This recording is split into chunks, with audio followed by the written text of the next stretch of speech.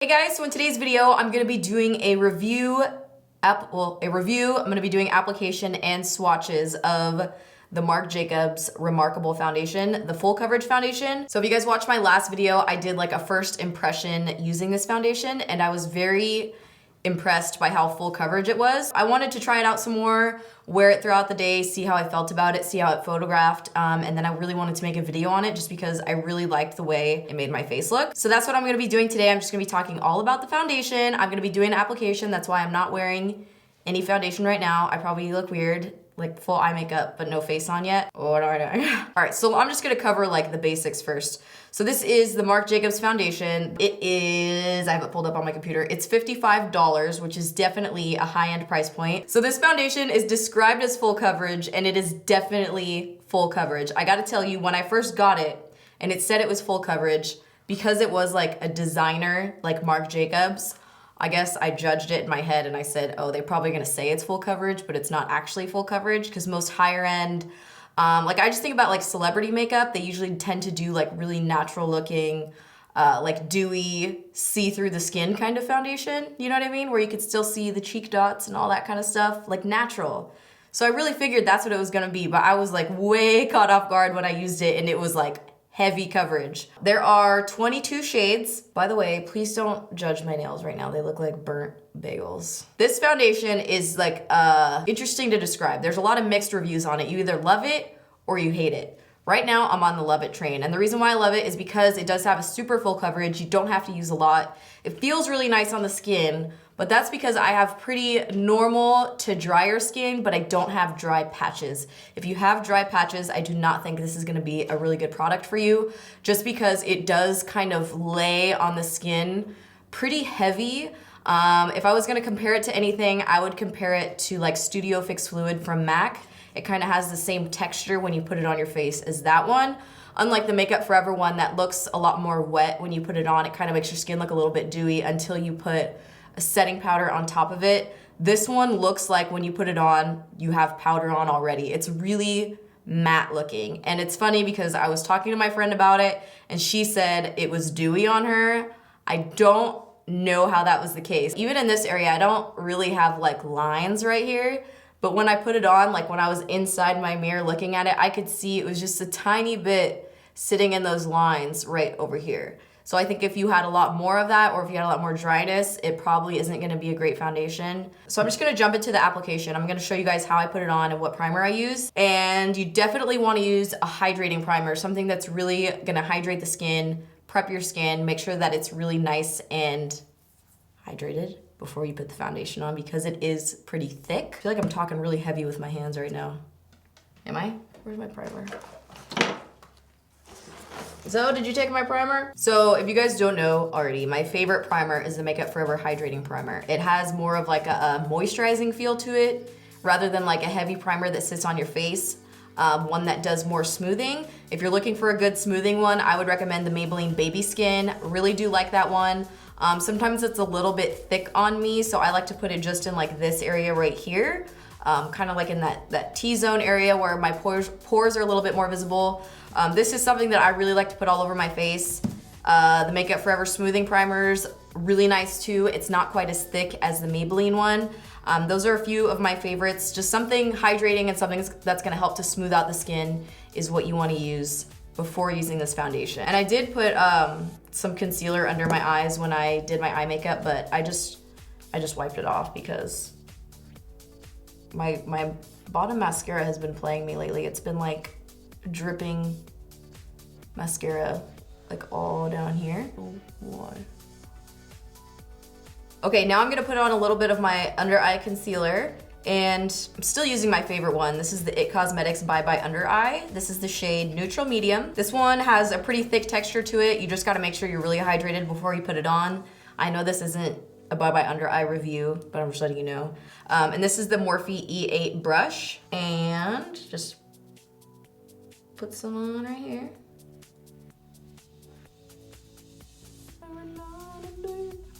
John's the one that gave me a complex about my under eyes. I hope everybody knows that.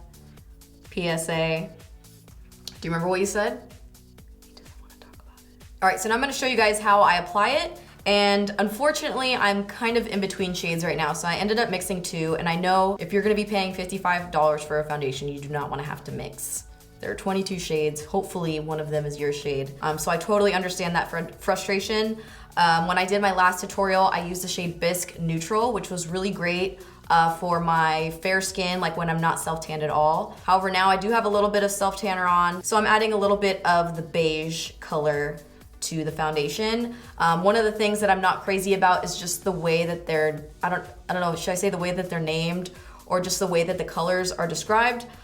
It's confusing to somebody like me. You guys know how many rants I've gone on about the shade beige.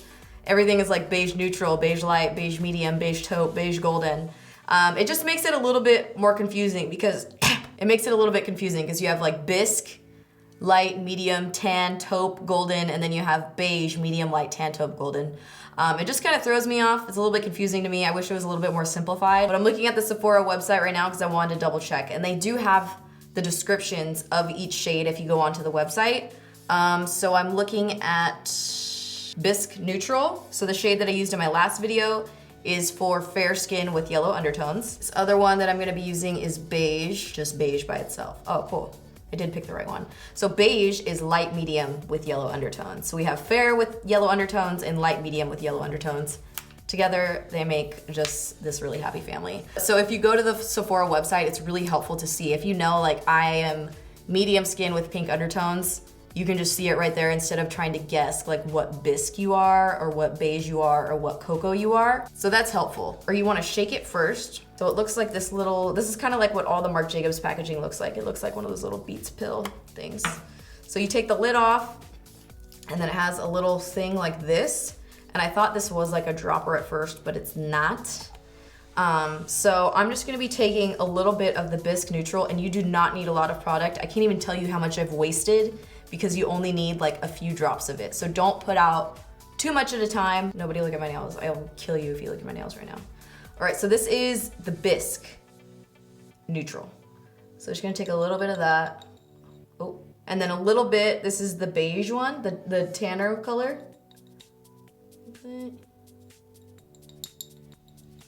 All right, so now I'm actually gonna apply the foundation, and I'm going to use the Marc Jacobs brush. This is the face number 3. I really wanted to try it with the actual brush that you're supposed to apply it with. So I'm gonna be using that today, and I have to say, it made me apply my foundation so fast when I used it compared to when I use a beauty blender. All right, so the brush is $55 too, so.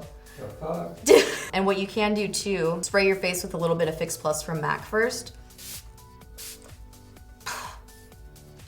Lavender one on here. I do kind of like to dab it before I.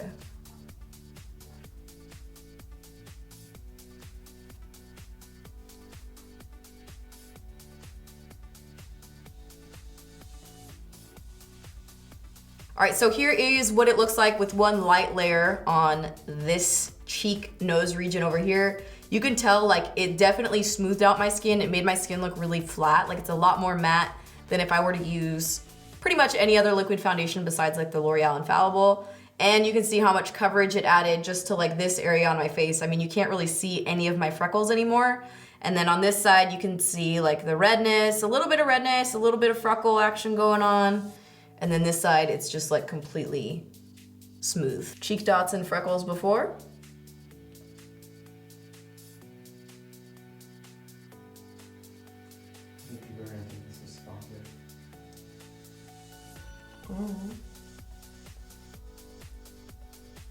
Cheek dots and freckles after. You see what I'm saying here? All right, so I'm gonna finish putting it on the rest of my face. It's gonna be interesting to navigate around my eyebrows. So I just finished applying the foundation, and you can see my face is like, I mean, it's practically shine free. It's very, very matte. But I'm gonna go ahead and zoom in real tight and show you guys. So here is what it looks like on my face, real close up inside my face. I kind of noticed after, like it gets in like little tiny like micro lines that are right here on the face. And then also like in this area, for some reason I get like more clogged pores right here. It looks, somebody mentioned it looked cakey around my chin, and I think they meant this area. It's really just my pores are a little clogged, if you will, in that area. So I think it kind of looks a little bit more cakey right there.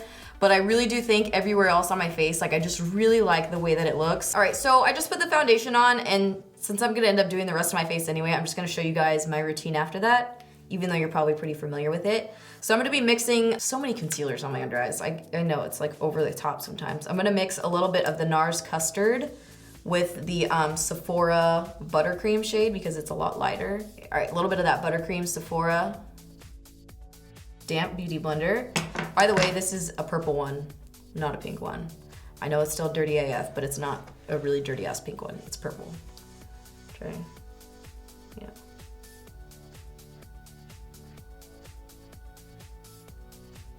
Brush Pow Pow. This is the Laura Mercier Translucent with a Smith 112 brush.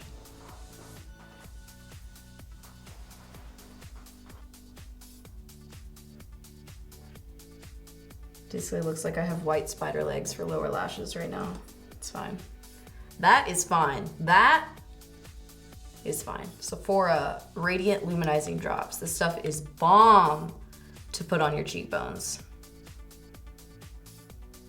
And then you want to set it, if you want to set it, you don't have to. MAC Oh Darling, really make it sing. Take it all the way.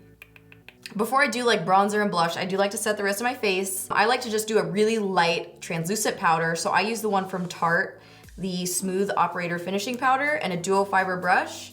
And I just lightly, boop, boop, just so it's not like wet, you know?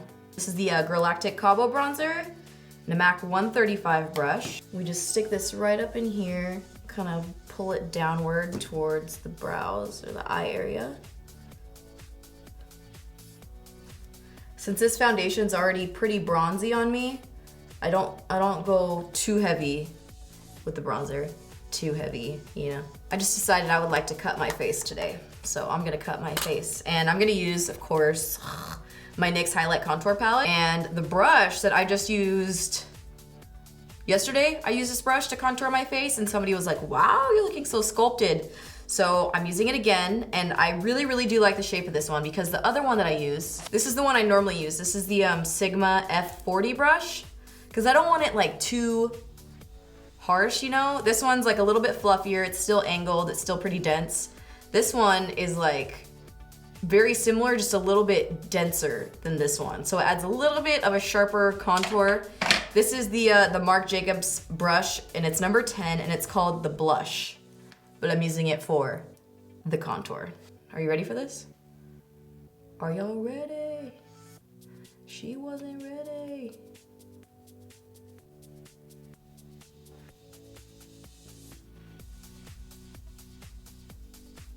That's the right amount of cut right there. Anything more than that would be a little heavy for me. And then for blush, one I used the other day that I thought was really pretty is from Ofra, and it's the color Raisin. Now, looking at this is really intense for my skin tone, but I've really been like wanting to do more bronzy blushes lately. Less pinks, less mauves, and more like bronzy. You just have to use a much lighter hand. And I did switch brushes too. I'm using the IB 105 tapered blush brush. This is one that I got from Crown the same time that I bought my other blush brush that I use all the time. You gotta be real careful with this one. Real careful. I just kind of like swirl it on, buff it into my highlight and my contour.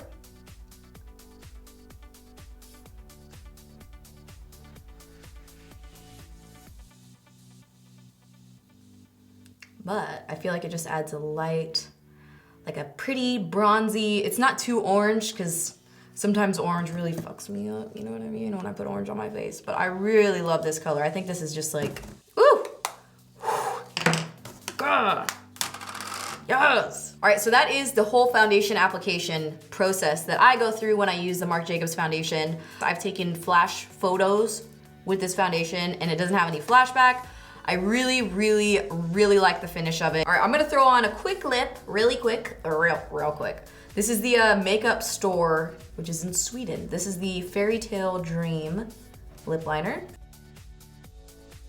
and the Ofra Bel Air liquid lipstick. Normally this color liquid lipstick would just scare the crap out of me, but there's something about it that I actually do like. It's not too pink, it's not too mauve, and it's not too nude. It's got the really good balance. Now I'm gonna show you guys all the different swatches of the foundations, all 22 shades. I'm gonna show you what it looks like on the undercarriage of my arm here. My skin tone is light to medium with neutral to yellow undertone. A little bit more golden, so hopefully that helps you gauge what shade you are. And normally I wear the Makeup Forever shade number 125, which is light to medium skin with a neutral undertone. So if that helps you at all when you're looking at the swatches on my arm, I hope it does. Okay, so that is all of the swatches of the 22 foundation shades. But for the formula, I definitely recommend it if you have normal skin. If you have dry or patchy skin, I would have to say skip it. If you have oily skin, I would recommend getting a sample at Sephora. Just that way you can try out the formula and see how it reacts on your skin. I definitely recommend trying it out if you're looking for a really full coverage foundation. If you're trying to cover a lot of stuff, or if you just like full coverage like I do, I would definitely recommend checking it out. All right, so those are all my opinions, thoughts, and so on this particular foundation. So let me know what you guys thought in the comments down below. I really hope you guys enjoyed it, and thank you so much for watching. She's the only one I got, lactate. My nails are so ugly right now. Okay, so I said, all right, so I just, so